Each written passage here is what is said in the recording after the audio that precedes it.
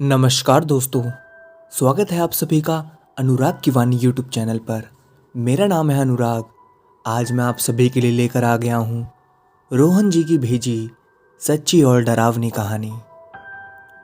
अब मैं आप सभी को कहानी रोहन जी के पॉइंट ऑफ व्यू से सुनाऊंगा। मेरा नाम रोहन है और यह बात साल 2016 की है, जब मैं अपने दोस्त की शादी से घर जा रहा था और जंगल के रास्ते में था। रात भर ड्राइविंग की थी। छोटू ने तो रास्ते में नींद मार ली थी, पर मैं नहीं मार सका।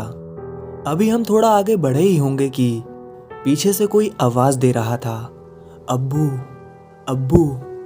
मैंने सोचा होगा कोई। मैं 2 किलोमीटर आगे निकल गया, पर वो आवाज अभी भी बंद नहीं हुई। अब्बू अब्बू अब्बू। मेरा तो सर घूम गया। तभी छोटू सोकर उठा और बोला, क्या हुआ रोहन, बिल्कुल परेशान दिख रहे हो।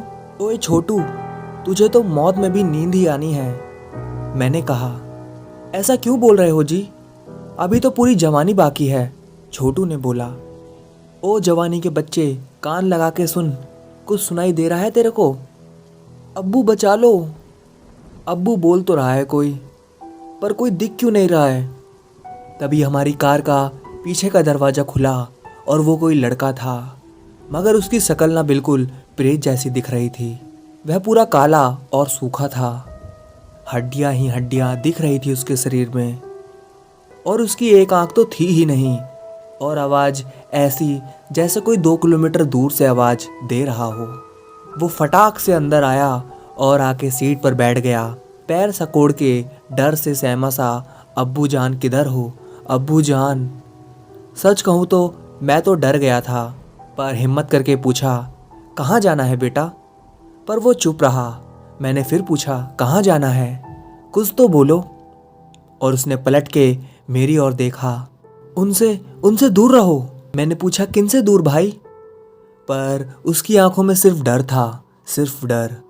मैंने कार स्टार्ट की और कुछ ही देर हुई होगी कि छोटू बोला, रोहन पीछे देख, कोई आ रहा है। बहुत सारे लोग हैं, सफ़ेद कपड़े, सफ़ेद बाल, सफ़ेद दाढ़ी। और मैंने घूम के देखा, सफ़ेद घोड़ों पर बैठे वो लोग हमारे पीछे पीछे आ रहे थे। मेरे को तो यकीन ही नहीं हुआ, वो घोड़े कार की स्पीड में थे। तभी मेरा ध्यान उस लड़के पर गया। वो डर से कांप रहा था। अब्बू वो आ गए, अब्बू मुझे बचा लो अब्बू। मुझे पता नहीं क्या हुआ, क्या सूझी मुझे। मैंने एक्सीलेटर पर पैर दबाया, जितनी तेज भगा सकता था उतनी तेज भगाई गाड़ी, पर वो तो पीछा ही नहीं छोड़ रहे थे। अरे क्या कर रहा है रोहन, एक्सीडेंट हो जाएगा।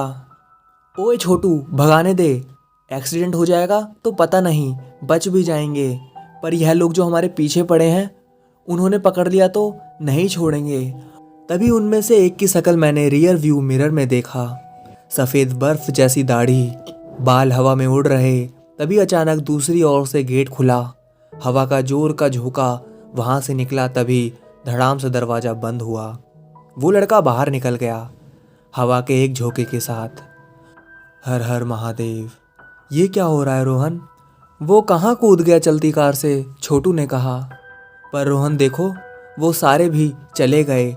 छोटू, वो सब लोग उस लड़के के पीछे आए थे। आज तो मौत देख ली जीते जी। छोटू डर से पीला पड़ चुका था। सच कहूँ तो मेरे भी हाथ स्टीयरिंग पे कांप रहे थे, ठंड के मारे नहीं, डर के मारे। बस शिवजी का नाम लेते हुए किसी तरह एक गांव में पहुँचे और जान में जान आई। वहाँ पर एक ढाबे में बैठे खाना खा रहे थे, तो वहाँ एक बुजुर्ग से हमने बात किया, तो उस बुजुर्ग ने हमें जो बताया उस पर यकीन नहीं हुआ। इस गांव में एक रहमत वानी साहब अल्लाह के करम से बड़े ही दीनी और रूहानी इंसान थे। इतने अच्छे थे वो कि जो एक बार उनसे मिल ले वो उन्हें भूल नहीं सकता। उनके परिवार में बस उनकी बेगम सुलेखा और उनका 10 साल का प्यारा सा बेटा अंबर वानी रहते थे। अंबर बुढ़ापे का इकलौता सहारा और औलाद था वानी साहब का। उन्हें खास मोहब्बत थी उससे। बस वो दिन भर उसे अपने साथ लिए घूमते, उससे बातें करते और उसके साथ बच्चे बन जाते। एक शाम की बात है कि वो हमेशा की तरह अंबर को अपने साथ लेके घर के पास की छोटी सी झील में पहुंचे। अब्बू अब्बू, आप यहाँ आकर हमेशा खामोश क्यों हो जाते हो? अंबर ने पूछा। तो उन्होंने कहा, क्योंकि जोर से बोलने से जिन्नातों की आवाज नहीं सुनाई देती। जिन्नात? जिन्नात यहाँ आते हैं? ध्यान से सुनो, वो आएंगे। कुछ सुनाई दे रहा है? तो अंबर ने कहा, नहीं अब्बू, कुछ भी सुनाई नहीं दे रहा है अब्बू। ध्यान से सुनो, ये जो पानी की आवाज आ रही है, जिन्नात शायद नहा रहा है या फिर इस झील को पार कर रहा है। और वो देखो, झील के किनारे उनके पैरों के निशान। हाँ सच्ची अब्बू, पर वो दिखाई क्यों नहीं दे रहे हैं? अंबर ने पूछा। जिन्नात केवल चांदनी रात में ही दिखते हैं, रहमत साहब ने कहा। तो चांदनी रात में मैं भी देख सकता हूँ उनको? अंबर ने फिर पूछा। नहीं अंबर, उनको देखने का ख्याल भी मत लाना, उनका गुस्सा बहुत ही खराब होता है। अंबर था तो बच्चा ही, बस उसके दिमाग में ना जाने कहाँ से जिन्नात को देखने की धुन सवार हो गई और अगली चांद की रात में वो अपने अब्बू से छिपकर झील के दूसरे किनारे झाड़ियों में दुबक कर बैठ गया और कुछ ही देर में जिन्नात आए। अंबर को उसकी बस हल्की सी छाया दिखी और फिर जैसे ही जिन्नात वजू करके अपने सफ़ेद घोड़ों पर सवार होकर वहाँ से निकले, अंबर भी घोड़ों की आवाज़ का पीछा करता हुआ उनके पीछे पीछे भागा। पर कुछ ही दूर चलने के बाद उसे आवाज़ें सुनाई देना बंद हो गई। यहाँ से कहाँ चले गए? कैसे ढूंढूं उनको? वो रास्ता ढूंढने की कोशिश में अभी कुछ आगे गया ही होगा कि उसे सामने लकड़ी की उछाड़ सी पुरानी मस्जिद दिखी। कहीं वो जिन्नात यहाँ तो नहीं गए? पर अंबर आगे बढ़ा तो दरवाज़ा बंद मिला। तभी उसे एक और खिड़की दिखी और उसने उछल के खिड़की से झांकने की कोशिश की और उसने अंदर देखा कि अंदर कुछ तस्वीर हवा में झूल रही थी। यह तस्वीर हवा में? फिर उसने ध्यान से देखा तो वो तस्वीर जिन्नातों के हाथों में झूल रही थी। उसे पहली बार जिन्नात ठीक से दिखाई दिए, बिल्कुल साफ साफ इबादत करते हुए। या अल्लाह! और वो जैसे ही डर के पीछे पलटा, उसका पैर फिसला और वो नीचे गिरा। वो नीचे गिरा ही था कि जिन्नात गुस्से से बोले, कौन है? कौन है उधर? किसने खलल डाला हमारी इबादत में? इतना सुना ही था कि मासूम अंबर वहाँ से भाग खड़ा हुआ और वो घर पहुँचा तो अब्बू ने पूछा, इतनी शाम ढले कहाँ से आ रहे हो अंबर? तो अंबर ने हकलाते हुए कहा, कहीं कहीं कहीं नहीं अब्बू, कहीं नहीं। ठीक है, हाथ पैर धो के खाना खा के सो जाओ, काफ़ी देर हो चुकी है। रहमत साहब ने भी जोर देकर पूछा नहीं और दोनों रात का खाना खाकर सो गए। पर अभी अंबर की आंख ही लगी होगी कि वो अचानक उठकर चीखने लगा, अब्बू, अब्बू जान! क्या हुआ? क्या हुआ अंबर? क्या हुआ बेटा? रहमत साहब ने पूछा। वो आ गए, वो आ गए। अंबर पूरी तरह से डरते हुए बोला, कौन आ गए बेटा? कौन आ गया? जिन्नात! अंबर ने कहा। क्या कह रहे हो अंबर? कहाँ है जिन्नात?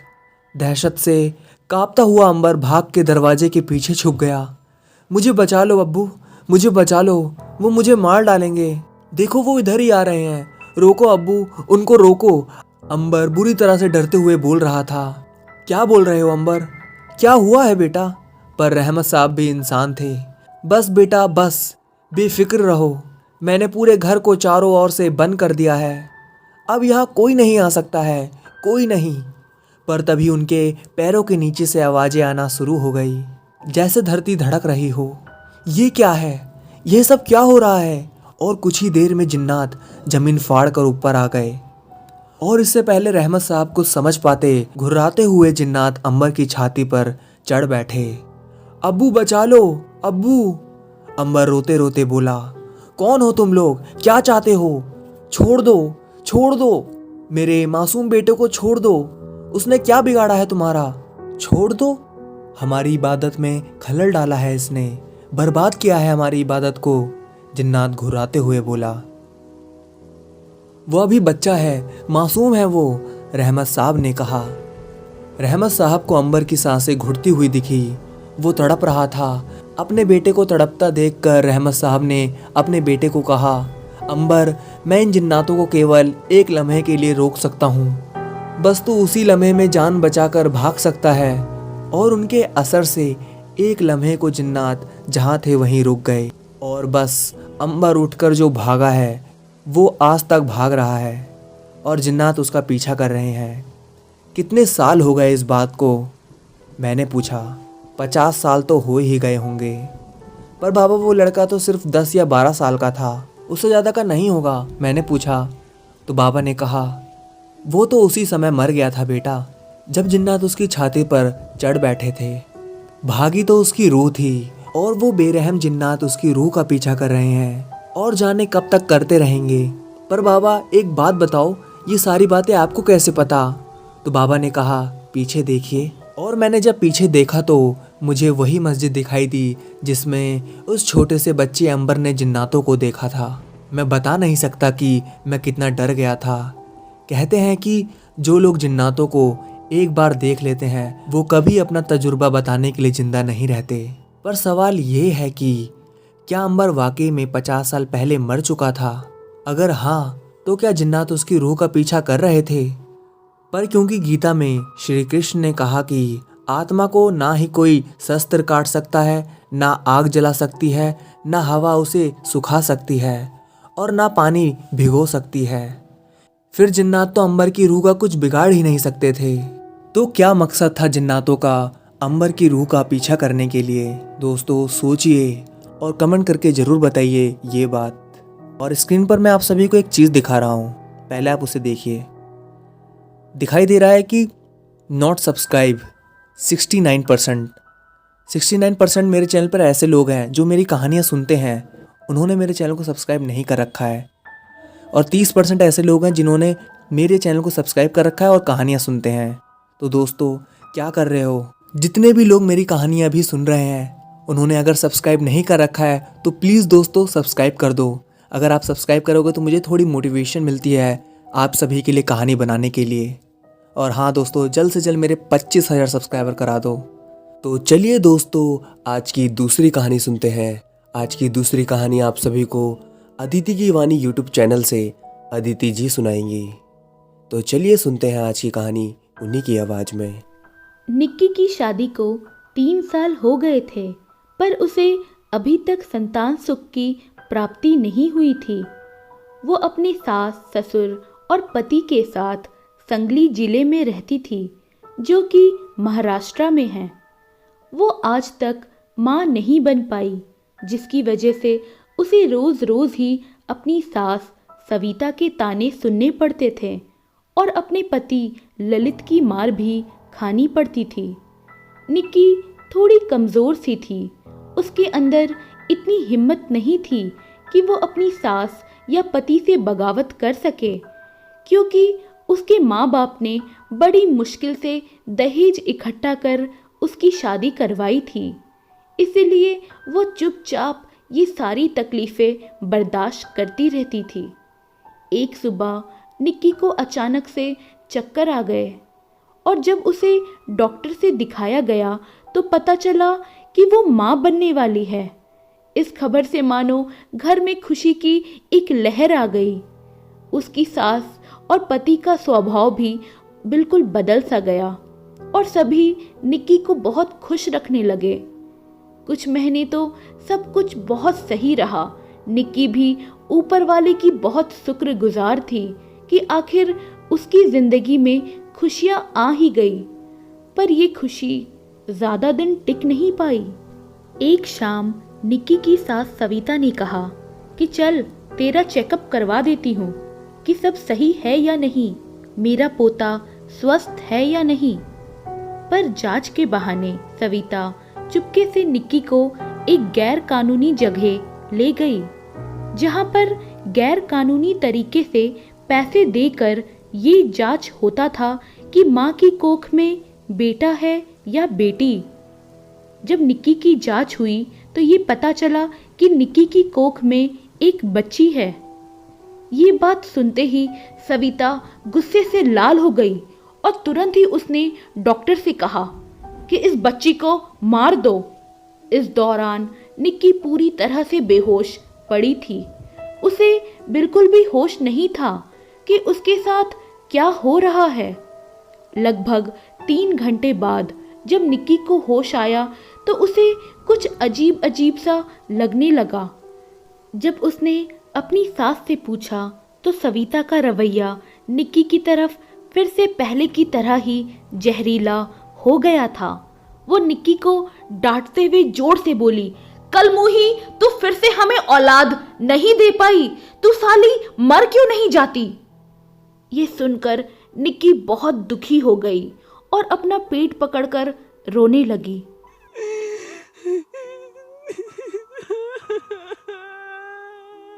क्योंकि ये निक्की के साथ दूसरी बार हो रहा था। शादी के 6 महीने बाद ही निक्की के साथ ये हादसा एक बार हो चुका था और ये दूसरी बार था जब निक्की की बच्ची को दोबारा मार दिया गया। निक्की की कुछ समझ में नहीं आ रहा था कि वो क्या करे, कैसे करे कि उसकी जिंदगी सही हो जाए और वो एक माँ का सुख प्राप्त कर सके। आज इस हादसे को 4 महीने बीत चुके थे और निक्की फिर से गर्भवती हुई, पर वो एक एक पल डर की हालत में बिता रही थी कि कहीं इस बार भी उसकी सास उसके बच्चे को मार ना दे जांच के बहाने।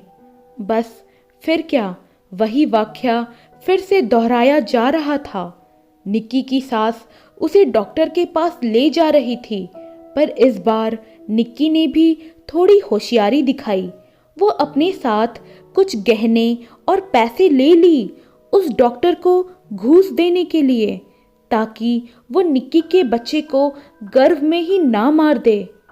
जब डॉक्टर ने जांच किया तो इस बार भी बच्ची ही थी, पर पैसे के लालच में डॉक्टर ने निक्की की सास से झूठ कह दिया कि मुबारक हो, इस बार आपके घर बेटा आने वाला है, आपके कुल का दीपक। पर निक्की को सच्चाई पता थी। निक्की को अब अपने घर में बहुत प्यार और देखभाल मिलने लगा। निक्की की सास ने तो होने वाले बच्चे का नाम भी रख दिया, तर्पण, और वो उसे उसी नाम से ही पुकारने लगी। तर्पण, मेरा प्यारा पोता, जल्दी से आजा अपनी दादी के पास। बस अब निक्की को किसी भी वक्त बच्चा आ सकता था। उसे हॉस्पिटल में भर्ती करवा दिया गया। निक्की का डर से बुरा हाल था। उसे कुछ समझ नहीं आ रहा था कि अब आगे क्या होगा। निक्की बेहोश थी और उसकी बच्ची ने जन्म ले लिया। जब निक्की की सास सविता को इस बात का पता चला कि तर्पण की जगह एक बच्ची ने जन्म लिया है, तो वो गुस्से से बौखला गई और निक्की और उस बच्ची को उठाकर घर ले आई। घर पहुंचकर उसने जब निक्की से सवाल किया कि साली, क्यों छुपाया तूने ये हमसे, क्यों नहीं बताया तूने कि तेरी कोख में एक बोझ पल रही थी। निक्की सर झुकाए बिल्कुल चुपचाप खड़ी बस रोए जा रही थी। रोते रोते ही उसने अपनी सास से कहा, माँ जी, मैं एक माँ हूँ, मैं कैसे अपनी बच्ची को मरने दे देती, प्लीज माँ जी हमें माफ कर दीजिए प्लीज। पर निक्की की सास ने एक बात नहीं सुनी और निक्की की गोद से उस बच्ची को छीनकर उसे कुएं में फेंक दिया। और इधर निक्की के पति ललित ने निक्की के जिंदा शरीर में आग लगा दी। निक्की जोर जोर से चीखने लगी।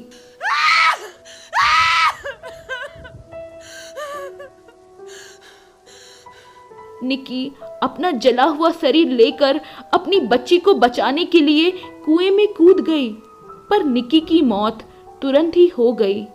उसके सिर में जोर से चोट लग गई कुएं में कूदते ही, और ढेर सारा खून बहने लगा। पर वो बच्ची कुछ घंटे पानी में ऊपर ही तैरते रही अपनी माँ के पीठ के सहारे, पर आखिरकार वो बच्ची भी तड़प तड़प कर मर ही गई। इस घटना को आज 4 दिन बीत चुके हैं। गांव में जोड़ जोड़ की बारिश और बिजली कड़क रहे थे। निक्की की सास सविता लालटेन की रोशनी में चूल्हे के पास बैठी रोटी बना रही थी कि तभी दरवाजे पे दस्तक हुई। जब वो दरवाज़ा खोलने के लिए उठी तब उसकी आंखों के सामने एक एकदम छोटी सी बच्ची खड़ी थी। सविता थोड़ा घबरा सी गई कि इतनी बारिश में ये बच्ची कहाँ से आ गई। सविता ने कहा, कौन है रे तू, कहाँ से आई है? तो वो बच्ची जल्दी से घर के अंदर घुस जाती है और कहती है, दादी मैं तर्पण।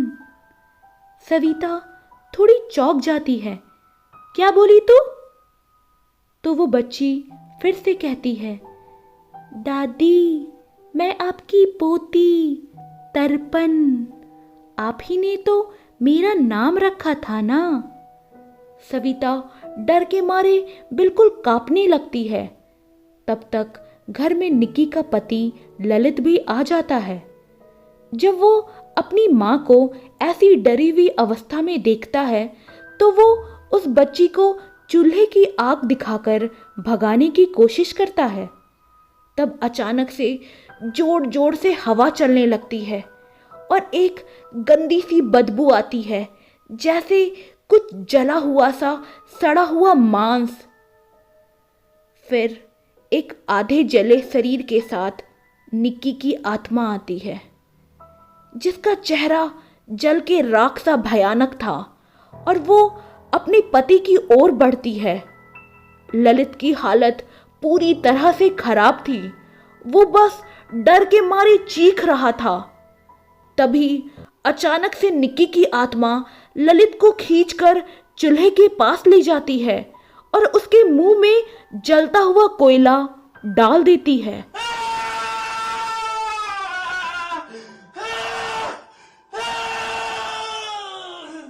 जिससे उसकी चीख तड़प में बदल जाती है और फिर निक्की धीरे धीरे ललित के पूरे शरीर में आग लगा देती है। ये सब सविता की आंखों के सामने हो रहा था। वो बस अपने इकलौते बेटे को तड़पता हुआ जलता देख रो रही थी।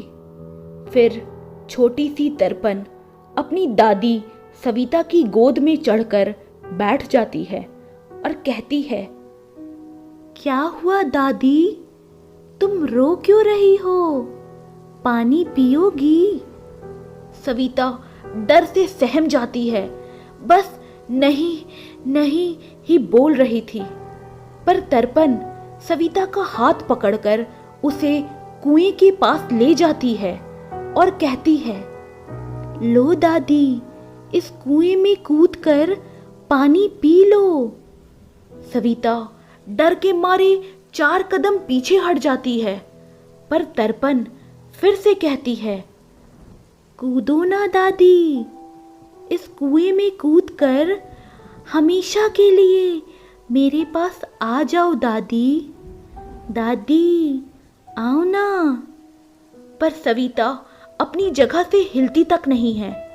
इधर निक्की की आत्मा आ जाती है और सविता के पैर में रस्सी बांधकर उसे कुएं में गिरा देती है और फिर तर्पण उस रस्सी को पकड़कर अपनी दादी को ऊपर की ओर खींचती है और फिर नीचे पानी में डुबोती है और जोर जोर से कहती है, कैसा लग रहा है दादी, जब पानी के अंदर सांस नहीं ले पा रही हो? बोलो ना दादी, कैसा लग रहा है? तुमने मेरे साथ ऐसा क्यों किया दादी? मुझे जीने क्यों नहीं दिया तुमने? बोलो दादी, बोलो। मैं लड़की थी बस इसीलिए। पर दादी, तुम भी तो एक लड़की ही हो ना। अब तुम्हारे साथ क्या होगा? जा मर बुढ़िया। तो दोस्तों, कैसी लगी आप सभी को आज की कहानी? अगर आपको अदिति जी की कहानी पसंद आई हो तो मैंने उनके चैनल का लिंक डिस्क्रिप्शन में दे दिया है। डिस्क्रिप्शन में दिए गए लिंक पर क्लिक करके आप उनके चैनल पर जाकर उनकी भी कहानियां सुन सकते हैं। वह भी मेरी तरह ही काफ़ी डरावनी डरावनी कहानियां सुनाती हैं। और आपको मेरी कहानी भी पसंद आई हो तो इस वीडियो को लाइक करिए और मेरे चैनल को अभी तक आपने सब्सक्राइब नहीं किया है तो मेरे चैनल को भी सब्सक्राइब कर लीजिए दोस्तों। मैं आप सभी से मिलता हूँ नेक्स्ट वीडियो में, तब तक के लिए धन्यवाद दोस्तों।